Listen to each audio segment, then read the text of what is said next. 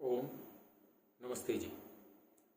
आज हम ईशावास्योपनिषद के 12वें मंत्र का स्वाध्याय कर रहे हैं। मंत्र इस प्रकार है। अंधन्तमः प्रविशन्ति ये संभूतिम् उपासते ततो भूयैव ते तमो य संभूत्यामृतः।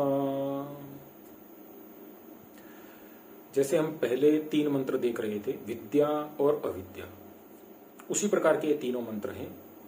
अंधन तमः प्रविशन्ति अर्थात अंधकार में प्रवेश करते हैं। अंधकार अर्थात अज्ञान, अविद्या, दुख, कष्ट। कब प्रवेश करते हैं? अगले जन्म में, जब मृत्यु के पश्चात वापिस आते हैं, जन्म प्राप्त करते हैं, तो अंधकार में जीवन प्राप्त करते हैं, दुख में जीवन प्राप्त करते हैं, कष्ट वाला जीवन प्राप्त करते हैं। अंधन तमः प्रविशन्ति ये असंभूतिम उपासते, जो असंभूति की उपासना करते हैं। अब असंभूति क्या है? असंभूति है जो व्यक्तिवाद है, अर्थात जो केवल अपने बारे में ही सोचते हैं, जो केवल सोचते हैं कि मेरा संसार से किस प्रकार भला हो सकता है, मैं किस प्रकार भोगों को ज्यादा से ज्यादा, अधिक से अधिक भोग सकता हूं, अपने लिए अधिक अपरिग्रह कर सकता हूं, परिग्रह कर सकता हूं। परिग्रह अर्थात इकट्ठा करना। एक रोटी की आवश्यकता है लेकिन मैं 10 रख लेता हूं, अगले 5 दिन काम चल जाएगा मेरा। परंतु आज एक मनुष्य मर गया उससे, तो वो चलता है, मुझे तो अपना देखना है। तो जो इस प्रकार के लोग होते हैं वे लोग अंधकार में प्रवेश करते हैं। जो केवल अपना सोचते हैं, अपने परिवार का, मेरी पत्नी, मेरे बच्चे, मेरा परिवार, समाज से मुझे क्या मतलब है, समाज का मुझे कोई मेरा ऐसा कुछ दायित्व नहीं है कि मैं समाज के लिए कार्य करूं। जो ऐसा समझते हैं, जो इस प्रकार का जीवन जीते हैं, उनके लिए कहा गया है अंधन तमः प्रविशन्ति। उनका अगला जीवन जो है, अगला जन्म जो होगा वह अंधकारमय होगा। यह जीवन भी होगा, क्योंकि जब हम समाज के लिए कुछ कार्य नहीं करेंगे तो समय पड़ने पर समाज हमारे लिए क्या करेगा? कुछ नहीं करेगा। तो ये इसमें बोला गया है अंधन तमः प्रविशन्ति ये असंभूतिम उपासते। जो असंभूति की उपासना करते हैं वे लोग अंधकार में प्रवेश करते हैं, अज्ञान में प्रवेश करते हैं, उन्हें दुख ही दुख मिलता है। असंभूति अर्थात जो केवल अपने बारे में सोचते हैं, मेरा पेट भर गया तो उतना बहुत है।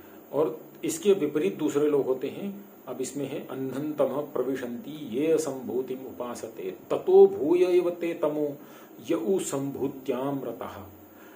उससे भी अधिक अंधकार में प्रवेश करते हैं यउ संभूत्यामृतः, जो केवल सामाजिक कार्यों में ही लिप्त रहते हैं, जो केवल सोचते हैं कि मैं आज इसका भला कर दूंगा, कल उसके लिए अच्छा कर दूंगा, परसों उसके लिए अच्छा कर दूंगा, तो वो उससे भी अधिक अंधकार में जाते हैं। अब ये पहले जैसे विद्या वाले हमने पढ़े थे श्लोक, मंत्र जो पढ़े थे, उसी के अनुसार इसका भी अर्थ है। अंधन तमः प्रविशन्ति ये असंभूतिम उपासते ततो भूयैव ते तमो यउ संभूत्यामृतः।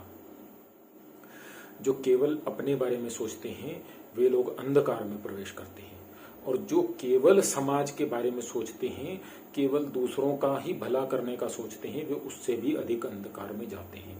अब उसके ऊपर थोड़ा सा विचार करते हैं, थोड़ी विवेचना करते हैं कि ऐसा कैसे, हमें अपने बारे में सोचना है तो ये तो गलत है, हमें समझ में आता है, परंतु केवल हम समाज के बारे में सोच रहे हैं तो इसमें तो कुछ हानि नहीं है, हम तो अच्छा ही कार्य कर रहे हैं, तो उसमें हम उससे भी अधिक अंधकार में जाएंगे। तो ये तो कहीं तो कुछ त्रुटि है हमारे समझने में। तो इसका अर्थ यह है कि जो व्यक्ति अपने बारे में सोचता है वो तो अंधकार में ही जीवन अगला प्राप्त करने वाला है, परंतु जो समाज के बारे में सोचता है, जो केवल दूसरों के बारे में सोचता है, तो वो उससे भी अधिक अंधकार में जाता है। वो क्यों जाता है? क्योंकि वो अपना भला नहीं कर पाता, अपने लिए कुछ कार्य नहीं कर पाता, अपनी उन्नति नहीं कर पाता, खुद ज्ञान नहीं प्राप्त कर पाता, केवल दूसरों को बताने में, दूसरों को समझाने में, दूसरों की उन्नति में लगे रहने का प्रयास करता है। परंतु आज मुझे ज्ञान नहीं है कि मुझे क्या करना है, मैं आपको बताऊंगा कि क्या करना है, और आप वही कार्य करेंगे तो क्या होगा? आप तो गड्ढे में गिरेंगे ही गिरेंगे, मैं भी गिरूंगा, अर्थात मैं आपको साथ में लेकर के गड्ढे में गिरूंगा। तो ये आप जो कार्य करेंगे उससे तो नाश होगा, और मैं जो करूंगा उससे सत्यानाश होगा। मतलब आपका भी नाश होगा, मेरा भी नाश होगा, सबका नाश होगा, सर्वनाश होगा।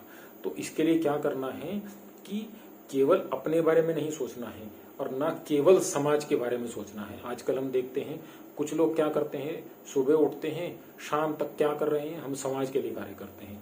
परंतु आपकी अपनी कितनी उन्नति हुई, आपने कितना ज्ञान प्राप्त किया, आपने कितना बौद्धिक स्तर अपना बढ़ाया, वो हमें ज्ञान नहीं है। वो हमें नहीं समझेगा तो हम दूसरे का बौद्धिक स्तर कैसे बढ़ाएंगे, दूसरे को ज्ञान कैसे देंगे, दूसरे को कैसे बताएंगे आपको क्या कार्य करना है, क्या नहीं करना है, कैसे करना है, कैसे नहीं करना है, जीवन का लक्ष्य क्या है, वो हम नहीं बताएंगे। हमें ये अभी तक ज्ञान नहीं है कि हमें ईश्वर की उपासना कैसे करनी है, ईश्वर कौन है, ईश्वर कहाँ रहता है, ईश्वर कैसा है, ईश्वर हमारे लिए क्या करता है, हमें ईश्वर का धन्यवाद कैसे करना है, हमें ये मालूम नहीं है स्तुति क्या है, हमें ये मालूम नहीं है प्रार्थना क्या है, उपासना क्या है। तो हम क्या कार्य कर सकते हैं? तो उसके लिए कहा गया है कि आपको क्या करना है, अपनी उन्नति करनी है, उसके पश्चात समाज के पीछे भागना है। अपनी पूर्ण उन्नति होने के पश्चात समाज के लिए कार्य करना है, परंतु अपने लिए समय अवश्य ही निकालना है। वेदों में लिखा है कि स्वाध्याय में प्रमाद नहीं करना चाहिए। कुछ भी करो, स्वाध्याय में प्रमाद नहीं करना चाहिए।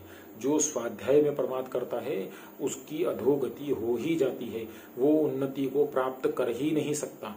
आपने एक दिन भी स्वाध्याय छोड़ दिया तो आप कुछ प्रतिशत नीचे आ जाएंगे, कुछ प्रतिशत आपकी अधोगति हो जाएगी। आपने एक दिन संध्या नहीं करी, आपने बहुत बड़ा एक पाप कमा लिया, उसका आपको फल भोगना ही पड़ेगा।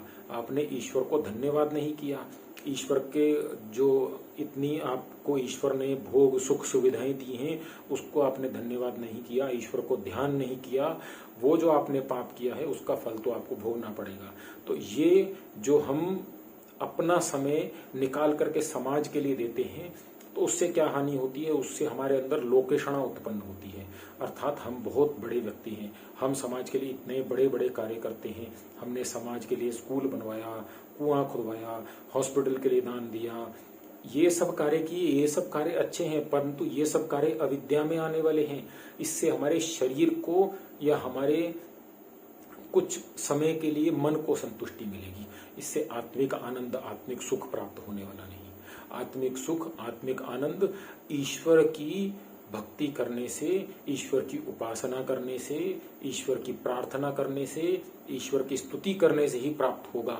और उसके लिए हमें क्या करना पड़ेगा, संभूति और असंभूति, अर्थात सामाजिक उन्नति और अपनी स्वयं की उन्नति दोनों को साथ में लेकर के चलना पड़ेगा। 1 घंटा अगर समाज के लिए देते हैं तो 2 घंटे 3 घंटे अपने लिए देने पड़ेंगे। अपनी उन्नति कहीं रुक तो नहीं गई, हम तो नीचे नहीं आने लग गए, क्योंकि मनुष्य का स्वभाव ऐसा है, या तो ऊपर जाएगा या नीचे आएगा, वो स्थिर नहीं रह सकता। यदि हमने अपनी उन्नति करनी छोड़ दी तो हमारी अधोगति होना तय ही है। हमारी अधोगति ना हो इसके लिए हमें उन्नति करते ही रहना पड़ेगा। और उन्नति करने के लिए हमें स्वाध्याय करना पड़ेगा, अध्ययन करना पड़ेगा, संध्या करनी पड़ेगी, उपासना करनी पड़ेगी, अग्निहोत्र करना पड़ेगा, दैनिक करना पड़ेगा। वो हम नहीं करेंगे तो हमारा वही होगा, अंधं तमः प्रविशन्ति ये असंभूतिम उपासते ततो भूय एव ते तमो यऊ संभूत्याम रतः। ये इस मंत्र का अर्थ हुआ। धन्यवाद। नमस्ते जी।